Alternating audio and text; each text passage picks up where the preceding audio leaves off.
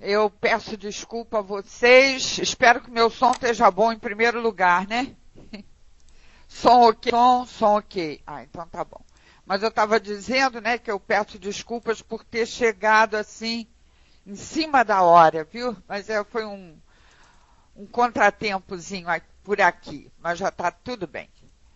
Então nós vamos hoje ver aqui a entrevista, né, que Kardec faz com a rainha de Udi.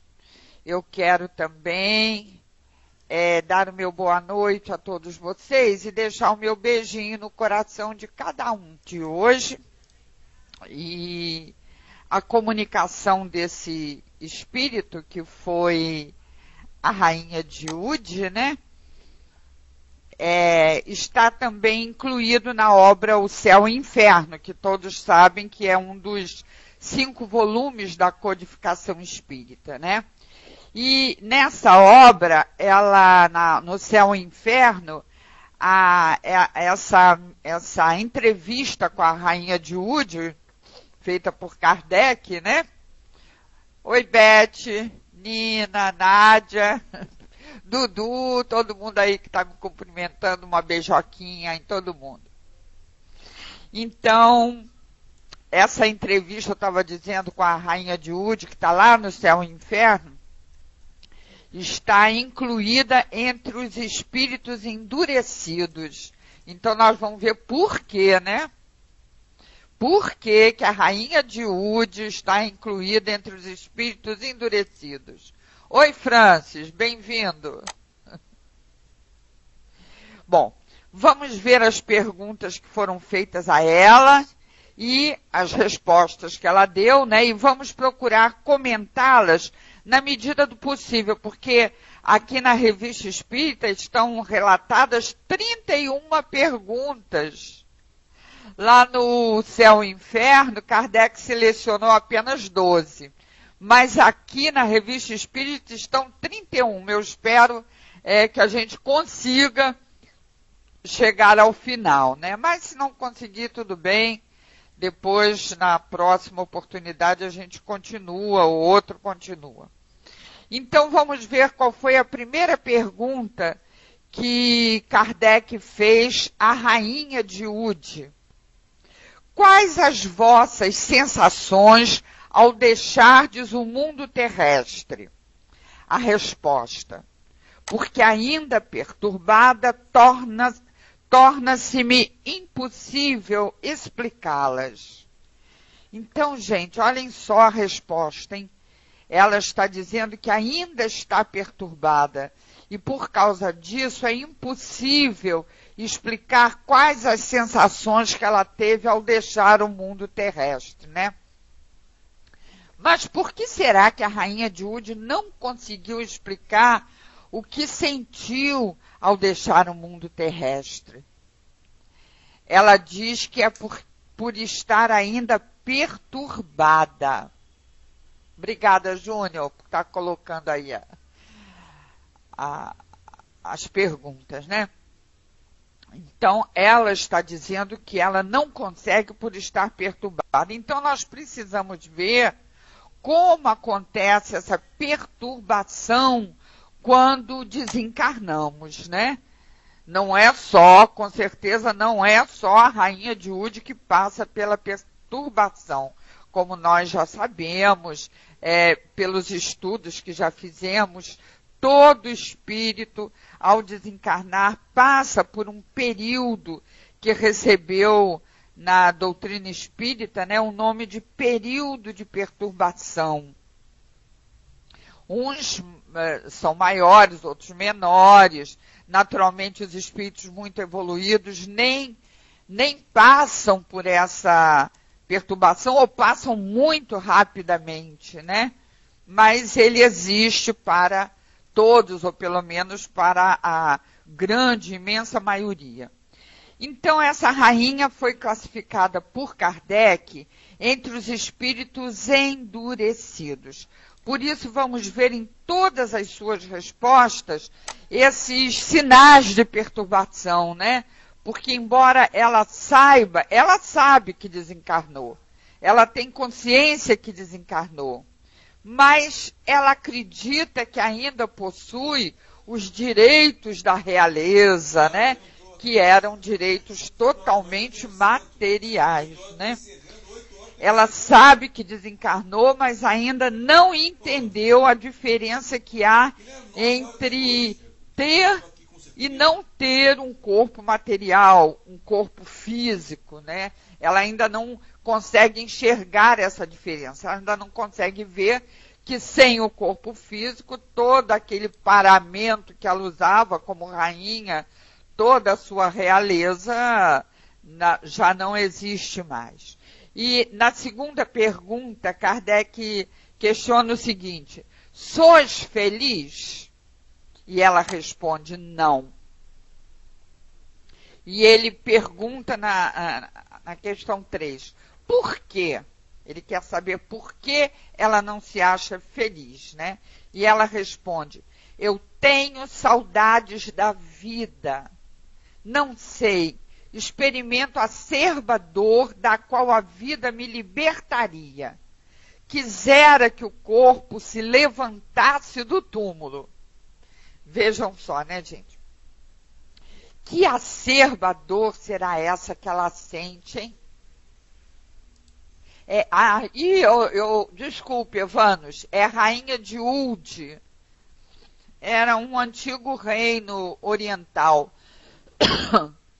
Viu, Evanos?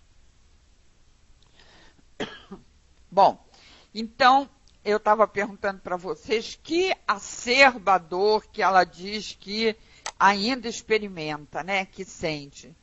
Naturalmente, não é uma dor física, né? É uma dor toda moral. Por quê?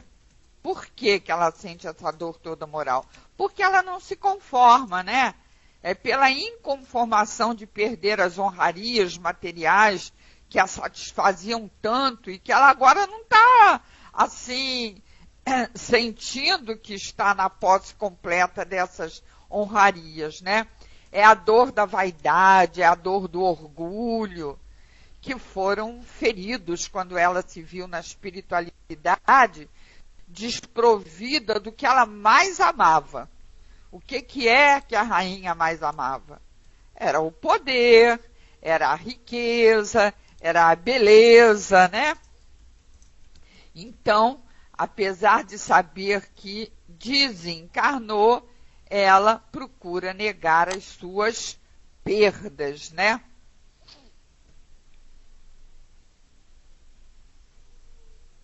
E, Dudu, eu acho que está tudo no máximo. Mas espera aí um instantinho que eu vou verificar. Espera aí só um minutinho. Olha, por aqui está tudo no máximo. Eu tô vendo, inclusive, aqui no alto-falante do meu PC. Está tudo no máximo. Será que está baixo? Vou falar bem coladinha. Melhorou agora? Agora está bem coladinho aqui. Tô quase engolindo. Melhorou? Eu tô quase engolindo o microfone, viu, gente? Então, gente, deixa eu ver onde é que eu estava. Que pergunta que eu estava. Então eu estava falando a vocês que a dor moral que ela sente, né, é a dor do orgulho, né, da vaidade, feridas. E então, apesar de saber que desencarnou, ela procura negar isso, né, porque ela não quer perder aquilo que ela cultuava, que eram os bens e o poder terreno, né, gente? Bom, gente, olha, é só para lembrar que o estudo é interativo, viu? É interativo. Se eu não responder a tudo, vocês me desculpem, porque a gente fica assim preocupada, né, de chegar ao final do estudo. E sabendo que são 31 perguntas, eu fico um pouquinho preocupada.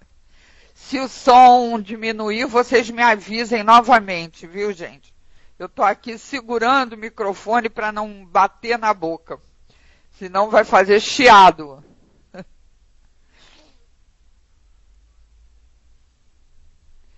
Ah, ele quer acompanhar lendo, gente. Se alguém puder aí dizer a ele onde encontrar, ao Evanos, é legal. Então, agora eu vou para a pergunta número 4, que Kardec faz à rainha de Udi. Lamentais o ter sido sepultada entre cristãos e não no vosso país? E ela responde, sim. A terra indiana pesaria menos sobre o meu corpo. Bom, aí a gente sabe naturalmente que o peso da terra é o mesmo em qualquer canto do mundo, né? E o espírito não é atingido pelo peso da terra. Esse sentimento que a rainha demonstra com essa colocação que ela faz é mais uma vez aquele sentimento de orgulho, né? Agora é o orgulho da sua nacionalidade indiana e da sua religião, né? Que ela deve julgar superiores às demais. Afinal, tudo que é dela é superior. Tudo aquilo que diz respeito a ela tem que ser superior.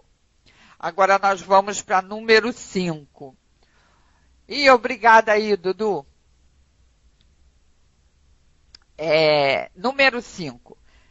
Kardec pergunta, que pensais das honras fúnebres tributadas aos vossos despojos? E ela responde, não foram grande coisa, pois eu era rainha, e nem todos se curvaram diante de mim. Deixai-me, forçam-me a falar, quando não quero que saibas o que ora sou. Asseguro-vos, eu era rainha. Então, gente, olha só, o Júnior está colocando aí, vocês podem reler, né, o que eu falei, e vocês observam que essa resposta é muito reveladora, né? Porque aqui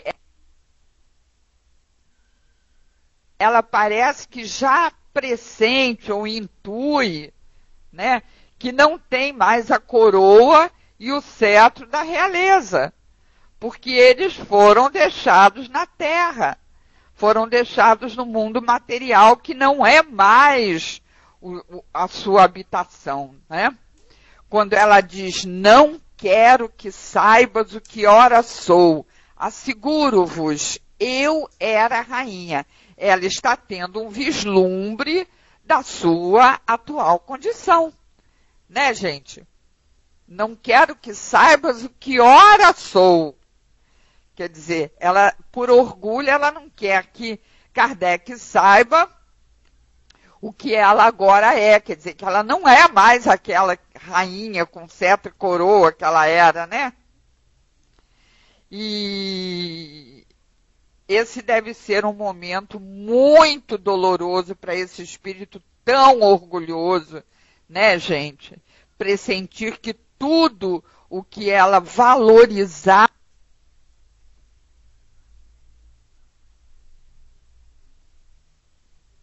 se desfez no túmulo e que ela adentrou ao mundo espiritual na sua condição verdadeira do poder. Muito difícil, né, Nádia? Muito difícil esse momento para ela. Saiu da terra como rainha e entrou no mundo espiritual em patente pobreza, porque não consta da sua bagagem nenhum daqueles tesouros que se leva para a vida futura, né? Que são os tesouros da alma, que a gente sabe, está cansado de saber que a traça não rói e a ferrugem não destrói, né, gente?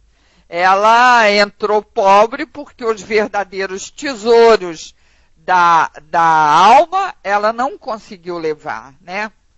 E também não conseguiu levar os tesouros da terra, porque esses ficam na terra mesmo, porque como a gente costuma dizer, caixão não tem gaveta, né?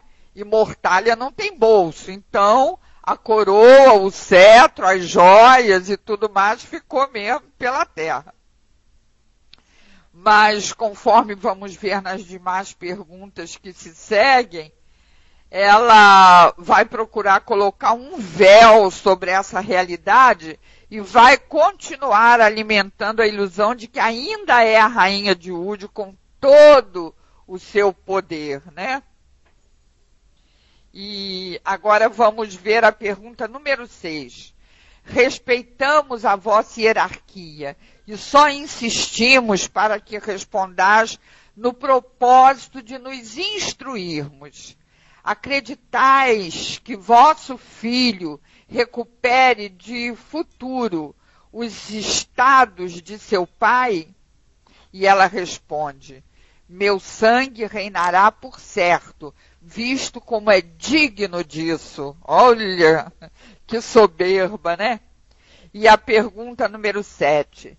Ligais a essa reintegração de vosso filho a mesma importância que lhes dáveis quando encarnada? E ela então responde: meu sangue não pode misturar-se com o do povo. Gente, nessa resposta, ela volta a se embrenhar no espinheiro do orgulho e a se imaginar como senhora de um sangue que nem mais existe, né, gente? Nem mais existe esse sangue que ela diz que não pode se misturar com o do povo. É um sangue que a terra já consumiu, assim como consumiu também a sua realeza, a sua beleza, né? É muito orgulho, né, espírita? Uma pessoa assim sofre demais quando desencarna. Por quê? Por quê, Vânos? Porque tudo que ela valorizava era material. Vocês vejam que, por enquanto, ela não demonstra valorizar nada do que é espiritual. Ela só valoriza o que é material mesmo, né? Nada de espiritual ela dá valor. Por isso, Kardec a colocou entre os espíritos endurecidos, lá no livro O Céu e o Inferno, né? Então, agora Kardec pergunta na pergunta número 8. Qual a vossa opinião atual sobre a verdadeira causa da revolta das Índias? Aí ela responde: o indiano foi feito para ser senhor em sua casa. Bom, aí eu acredito que vocês também vão pensar o que eu estou pensando. Eu estou pensando que ela tem razão. A Índia foi muito oprimida, né, gente? Nós sabemos que a Índia foi muito oprimida, muito espoliada nos seus direitos pelos estrangeiros, principalmente pelos ingleses, né? E foi contra isso que Gandhi, com o seu método pacífico, se bateu e venceu, né? Então, eu acho que nesse aspecto a rainha de Udi tem até razão quando ela diz que um indiano foi feito para ser senhor em sua casa, né? Bom, vamos então à pergunta número 9. Que pensais do futuro que está reservado a esse país? E ela responde: a Índia será grande entre as nações. Bom, naturalmente, ela estava expressando um desejo, assim, patriótico, né? Que só o futuro vai poder dizer se concretiza. Mas podemos pensar que sim, que vai se concretizar, que a Índia será grande entre as nações, porque atualmente a Índia está entre os 3 países de maior desenvolvimento econômico na Ásia. Só está atrás do Japão e da China. Então, também nós sabemos que o progresso, a evolução, é o destino de toda a humanidade, né? E consequentemente, de todas as nações, né? Então, ela poderá realmente vir a ser o que a rainha de Ud está dizendo. A Índia será grande entre as nações. Vamos ver a questão, a pergunta número 10 que Kardec faz a ela. Não se pôde fazer constar na respectiva certidão de óbito o lugar do vosso nascimento. Podereis nolo dizer agora? E ela responde, sou rainha oriunda do mais nobre dos sangues da Índia. Penso que nasci em Delhi. E Kardec pergunta, vós que vivestes nos esplendores do luxo, cercada de honras, que pensais hoje de tudo isso? E ela responde que tinha direito. Olha, continua aí o orgulho, né? Se sobrepondo a qualquer sentimento, né? Ela acha que tinha direito a tudo que recebeu. Quando para nós, tudo o que a rainha de Ud recebeu na terra, toda a realeza, todo o poder, para nós espíritas, era uma prova, né, gente? Não era um direito, era uma prova. E nós sabemos que essa prova do poder e da riqueza está entre as provas mais difíceis de serem ganhas, né? É uma das provas mais difíceis da gente passar. É a prova do poder, a prova da riqueza, né? E ela acha que era uma maravilha. Então, ela tinha o direito material da realeza. E, por ser material, era um direito temporal, né? Um direito que ela ostentava, assim, com tanto orgulho. E era um direito simplesmente temporal. Mas, tem sempre um mas, né, gente? Tem sempre um mas. A rainha de Ud não pôde levar para a vida futura, que é a vida verdadeira, essa realeza. Por quê? Porque na espiritualidade, a realeza não é dada por herança, né? A realeza espiritual é aquela que vem das conquistas da alma, na prática do bem, da fraternidade, da justiça, mas da justiça com misericórdia, né? Então, nada disso ela pôde granjear. Por quê? Porque ela teve realeza na terra, mas não soube usar essa realeza, não soube usar esse poder para o bem comum. Então, ela não levou essa realeza para a pátria espiritual. Se ela tivesse usado essa realeza na caridade, no amor ao próximo, né, na ajuda, quanta ajuda poderia ter sido dada, né, aos seus súditos, ela com certeza teria também uma realeza no céu, né? Mas não foi o que aconteceu por tudo que nós estamos vendo aqui, né? Então, como a gente estava vendo, a realeza espiritual é a que vem das conquistas da alma na prática do bem, né?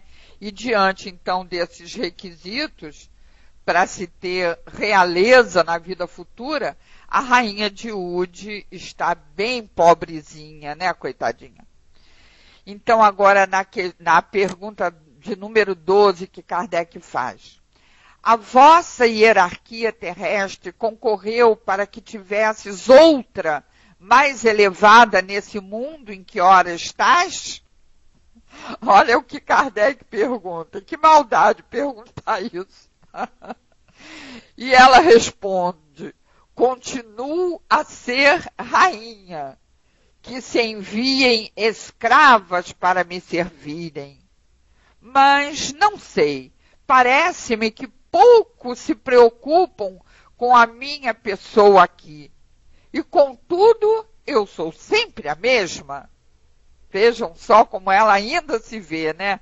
Nós podemos concluir por essa resposta que a rainha de Ud opina com base num total esquecimento da transitoriedade de tudo o que diz respeito ao poder e aos bens materiais, né?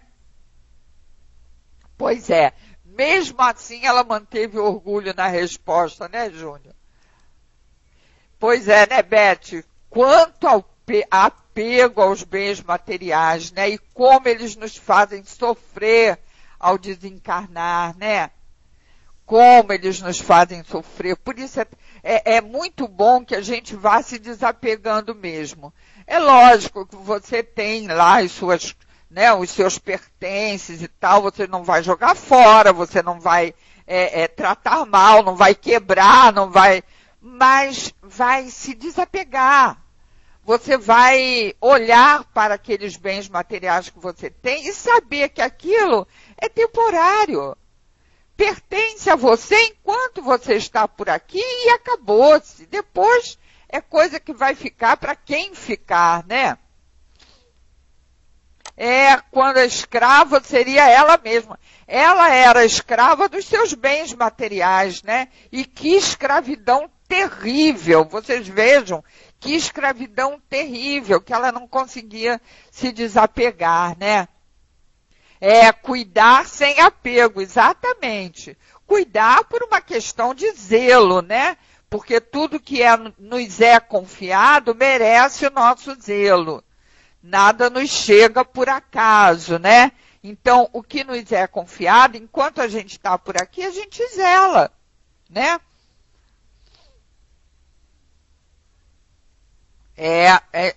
Com certeza, Marcinha. Muitas pessoas apegadas além do que é normal, né? Continuava tal e qual era na Terra, Nádia. Isso aqui é triste, né? Isso aqui é triste. Bom, vamos continuando aqui para ver se a gente consegue chegar ao final. Então, olhem só. Eu estava dizendo a vocês que tudo o que é próprio do mundo físico passa, né? Acaba quando não se pertence mais a ele. Inclusive, os títulos de nobreza que ela teima em preservar. Ela quer preservar esses títulos, mas já era, né? Já era. Ela está se impondo a si mesmo uma ideia fixa de que não perdeu a coroa, não perdeu a realeza, não perdeu o poder, né? Eu estou ajeitando aqui o microfone, viu, gente? Para ver se ele não foge da boca. Ainda tá bom o som, gente? Vocês ainda estão me ouvindo legal aí? Ainda estão me ouvindo bem? Tá? Então tá bom. Então, gente, olhem só. Esse pobre espírito endurecido pelo orgulho da posição que ocupou na terra, né? Continua a se ver coroada, continua a achar que é a rainha de Ude, como ela diz, continua a ser eu mesma, né? Não é o que ela diz aí? Continua a ser eu mesma. E é um fato, ela continua a ser ela mesma. A passagem para a vida espiritual, que deveria ter feito com que ela se enxergasse na sua real condição de espírito desprovido de superioridade, né, com relação aos demais, não teve até o momento da comunicação que ela deu a Kardec, pelo menos até esse momento, não teve o poder de tirá-la das garras do orgulho e da vaidade. Ela continua a ser ela mesma, como ela diz, orgulhosa na sua ignorância das verdades espirituais, né? Então tá bom. O som tá ok, né? Agora vamos para a pergunta número 13. Professáveis a religião muçulmana ou a hindu? E ela responde, muçulmana. Eu era, porém, bastante poderosa para me ocupar de Deus. Olha que resposta, gente. Eu era, porém, bastante poderosa para me ocupar de Deus. Essa resposta justifica bem a escolha de Kardec quando colocou entre os espíritos endurecidos, né, gente? Nem Deus lhe mereceu a atenção, nem Deus. Mas, na verdade, tanta ignorância merece da gente muito mais compaixão do que revolta, né? Porque são espíritos que têm um longo caminho ainda a percorrer por estradas onde a humilhação e toda sorte de dores morais os aguarda, né, gente? A gente sabe muito bem disso, né? Porque a lei de causa e efeito age e não dorme, né? Então, essa humilhação pela qual ela com certeza ainda passará, né? E todas a sorte de dores morais que ela terá que ter para baixar a crista, né? Para acabar com esse orgulho. Será que essas dores todas que a aguardam é resultado de uma ação divina? Será que é resultado de ação divina toda essa dor moral que aguarda pela rainha? Não, né? Com certeza que não. Espíritos como a rainha de Udi vão precisar de existências onde vão receber uma coroa bem diferente, né, do que ela está ainda vivenciando. Vão receber a coroa da necessidade, a coroa da miséria, quando vão ser submetidos a circunstâncias onde vão ser obrigados a se submeterem a comandos humilhantes, degradantes, porque esses vão ser os instrumentos da sua redenção, né? Vão ser os mestres das lições de humildade que ela tanto precisa aprender, né? Então, através de situações humilhantes, situações degradantes, ela vai ter as lições da humildade que ela está tão longe ainda de perceber, né? Essa comunicação da rainha de Udi, gente, está sendo um grande alerta para nós. Está nos dizendo que tomemos muito cuidado no trato com aqueles que nos são subalternos, né, gente? Que estão na escala social abaixo de nós. Por quê? Porque esses que estão na escala social abaixo de nós são as nossas pedras de toque. São eles que vão dizer a quantas anda o nosso orgulho e a nossa prepotência, né? Podemos estar nesse momento muito horrorizados com as atitudes da rainha e daqui a pouco podemos agir de forma prepotente com um empregado nosso ou com alguém que esteja sob as nossas ordens. Comandar com benevolência não é coisa fácil, não, né? Por isso a gente não deve julgar ninguém, né, Júnior? Porque daqui a pouco aparece uma situação aí que a gente dá uma de rainha de Udi, né? Dá uma de prepotente, dá uma de orgulhosa, né? Até uma palavra mal colocada, numa hora errada, hein? É um teste bastante complicado. O teste de se ver acima, né, na escala social acima de alguém, é um teste bastante complicado. E nós estamos sempre sendo colocados nessa situação, né? Até mesmo quando nós vamos a algum lugar, vamos dizer, a uma repartição e tal, e precisamos do serviço de alguém. E quantas vezes as pessoas nessa situação acham, né, que tem que ser logo atendidas, que tem que ser atendidas com muita deferência, e acham que aquela pessoa que está atendendo tem obrigação de atender como se fôssemos assim muito especiais, né? Por isso que a gente tem que exercitar principalmente a paciência, né? Para não chegar a esses extremos, né? Bom, então agora nós vamos pergunta número 14. Do ponto de vista da felicidade humana, qual as diferenças que assinalais entre a vossa religião e o cristianismo? E ela responde: a religião cristã é absurda. Diz que todos são irmãos. Ela não se considera irmã de todo mundo, né? Lembrando, então, todas as respostas anteriores da rainha, não se pode estranhar que ela acha absurda a religião cristã. Uma religião que a coloca como irmã de qualquer um. De um pária, por exemplo, né, que é o nome com que se designam os indivíduos, também conhecidos como intocáveis, lá na Índia, né, que não pertencem a casta alguma na sociedade tradicional hindu. Ela não poderia descer de seu pedestal para ser irmã de um pária, né? Isso continua a ser um alerta para nós. Será que nós nos sentimos como irmãos daquele criminoso, daquele estuprador, etc.?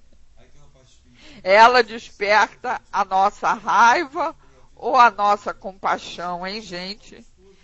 E esses também, né? Esses criminosos, esses estupradores, eles despertam a nossa raiva ou a nossa compaixão, né? Vamos refletir sobre isso? Vamos, quando a gente vê na televisão, né, algemado lá, um estuprador, um assassino, o que ele deve despertar em nós? A compaixão, porque nós sabemos que pela lei de causa e efeito, eles vão ter que sofrer, né? E eles merecem toda a nossa compaixão. Na mente dela, misturar-se para quê, né? Pois é. E aí Kardec pergunta, na pergunta número 15, qual a vossa opinião a respeito de Maomé? Aí ela responde, não era filho de rei. Quer dizer, nem Maomé, que era o líder da religião que ela dizia que era a sua religião, escapou do orgulho, da soberba dessa pobre rainha de Urde, né? Nem Maomé, que era líder da religião que ela dizia que abraçava, nem ele escapou. Pergunta 16. Acreditais que ele houvesse tido uma missão divina? E ela responde, que me importa isso? Na realidade, ela se dizia muçulmana, né, gente? Mas não se ocupava nem um pouquinho da religião. Como ela disse numa resposta aí anterior, ela era bastante poderosa para se ocupar de Deus, né? Para se ocupar da divindade, seja Deus, Alá, ou seja quem for. Ela era muito superior para se ocupar da divindade. Aí Kardec pergunta, na pergunta 17, qual a vossa opinião quanto ao Cristo? E ela responde, o filho do carpinteiro não é digno de ocupar os meus pensamentos. Veja só. Ela não devia saber praticamente nada a respeito de Jesus, né? A não ser, talvez, que ele era um profeta filho de carpinteiro, como ela colocou. Mas, gente, pensem bem, se Maomé, que era o líder da religião que ela dizia que abraçava, não foi considerado digno das suas cogitações, que dirá Jesus, né? Agora a gente vai ver algumas perguntas e respostas seguidas. 3, a 18, a 19 e a 20. Porque não há o que comentar, já que essas 3 perguntas é o orgulho sempre que pontua todas elas. Então, na 18. Que pensais desse uso pelo qual as mulheres muçulmanas se furtam aos olhos masculinos? Aí ela responde, penso que as mulheres nascem para dominar. Eu era mulher. Na 19, tendes inveja da liberdade de que gozam as europeias? E ela responde, que poderia importar-me tal liberdade? servem nas acaso ajoelhados? Vejam que ela não valoriza a liberdade das europeias. O que importa para ela é o ser servida, de preferência de joelhos, para que a sua realeza sobressaia, né? Senão a sua realeza não sobressai. A número 20. Qual a vossa opinião sobre a condição da mulher em geral na espécie humana? E ela responde: que me importam as mulheres? Se me falasses de rainhas. A 21. Tendes reminiscências de encarnações anteriores a esta que vindes de deixar? Aí ela responde: deveria ter sido sempre rainha. Meu Deus! Nessas respostas nós observamos o estado de perturbação em que essa pobre criatura se encontra, né? Aliás, observamos essa perturbação em todas as respostas, mas quando ela julga ter sido sempre rainha, em todas as encarnações, ela mostra um total desconhecimento do seu passado, das suas encarnações pretéritas, né? E ela não pôde recordar justamente porque ela está tão envolvida por essa perturbação, que é uma perturbação nascida do seu orgulho desmedido, né? A rigidez, a dureza espiritual em que ela está mergulhada, faz com que ela tenha o pensamento, a ideia fixada nessa existência que ela acaba de deixar, onde ela teve a oportunidade de aprender uma lição muito preciosa, que é a lição do poder, né? E a lição do poder pode oferecer uma oportunidade muito grande, que é a oportunidade da generosidade, a oportunidade da justiça, a oportunidade da misericórdia que o poder pode oferecer. Que desperdício, né, gente? As pessoas que detêm o poder são as que têm as melhores condições, as mais numerosas oportunidades de fazer o bem, de serem caridosas para com os seus semelhantes, né? Mas não é muito comum ver um poderoso preocupado com a caridade, né? Infelizmente, esses que têm o poder é muito difícil. Pois é, Nina, pobre rainha de Udi. Ela teria o poder de fazer o bem sem ver a quem, né, Júnior? Um poder assim ilimitado, porque ela tinha o poder material, né? E perdeu a oportunidade, né, Beth? Não só ela, como a maioria que detém o poder perdem a oportunidade, né? Esse desperdício não é só da parte dos poderosos, como a rainha de Udi e tantos outros, mas da maioria de nós, que também havemos de ter desperdiçado muitas oportunidades de aprender a usar, né, o poder. Quantas vezes a gente deve ter detido o poder e quantas vezes nós devemos ter feito mau uso desse poder e não passamos nos testes, né? É por isso que julgar as pessoas, como disse o Júnior lá em cima, não devemos julgar ninguém, né? Não devemos condenar ninguém, porque esse caminho que a rainha de Udi está fazendo, quem sabe nós fizemos. Com certeza nós fizemos, porque nós temos que passar por todo tipo de prova, né? Inclusive a do poder, né? Nós temos que passar pela prova do poder. Será que já não passamos? Como será que nós nos saímos, né? Depois vem o arrependimento e as provas, né?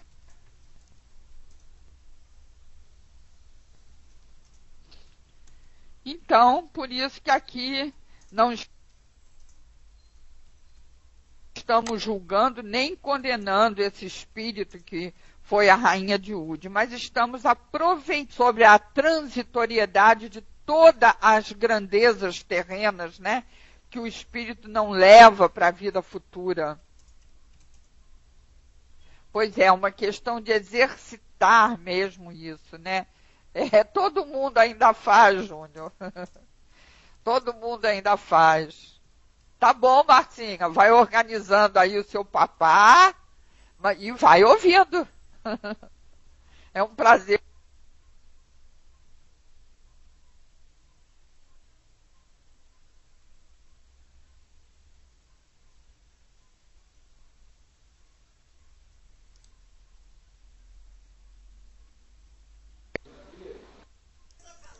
Gente, não sei o que aconteceu.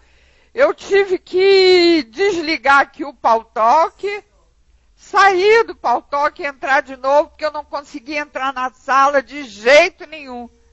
Que coisa esquisita. Não sei o que aconteceu. Vocês estão me ouvindo? Estão me ouvindo, gente? Ok? Ah, então tá bom. Vamos ver se eu consigo chegar ao final, né? Então, vamos lá. Perguntinha 22. Não, já fiz. Deixa eu ver onde é que eu estava. Eu nem sei o que vocês ouviram aí. Bom, eu vou para 26, viu? Deve ser a rainha. Deve ser a rainha. Está me obsediando aqui. Deus me perdoe, gente. Estou brincando, hein? Bom, a pergunta 26. Por que não vos podemos ver? E ela responde, porque eu não o quero. Não o quero. 27. Se nos fosse dado enxergar-vos, ver-vos-íamos com os vossos ornatos e pedrarias? E ela responde, certamente. E na 28. E como se explica o fato de, despojado de tudo isso, conservar o vosso espírito tais aparatos, sobretudo os ornamentos? E ela responde, é que eles me não deixaram. Sou tão bela quanto era, e não compreendo o juízo que de mim fazeis. É verdade que nunca me vistes. Gente, quando Kardec pergunta como ela conserva seus ornamentos e aparatos de rainha, quando na realidade, no mundo espiritual, ela já está despojada de tudo isso, ela responde que é porque eles, os ornamentos, os aparatos, não a deixaram, não foi isso? Tanto a pergunta de Kardec como a resposta da rainha nos remete mais uma vez à obra A Gênese, no capítulo 14, no item 14, quando Kardec diz assim, o pensamento do espírito cria fluidicamente os objetos dos quais tem o hábito de se servir. Um avaro manejará o ouro, um militar terá suas armas e seu uniforme, um fumante seu cachimbo, um trabalhador seu arado e seus bois, uma mulher velha seus aparelhos de fiar.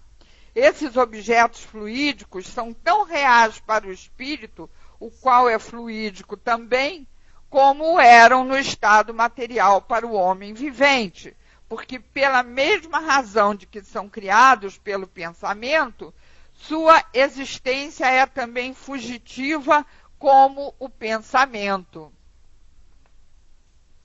Pronto. Está explicadinho por que a rainha se vê com seus ornamentos. É porque ela própria sustenta essas formas, né, gente? Com a força do seu pensamento fixo, da sua ideia fixa.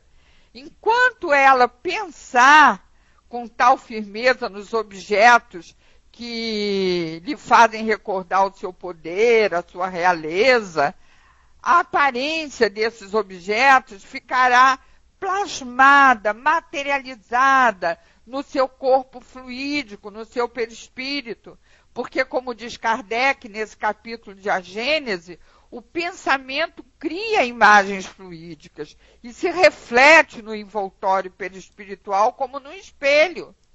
O pensamento toma corpo e aí se fotografa de alguma forma, como diz Kardec, né? É a força do pensamento, né?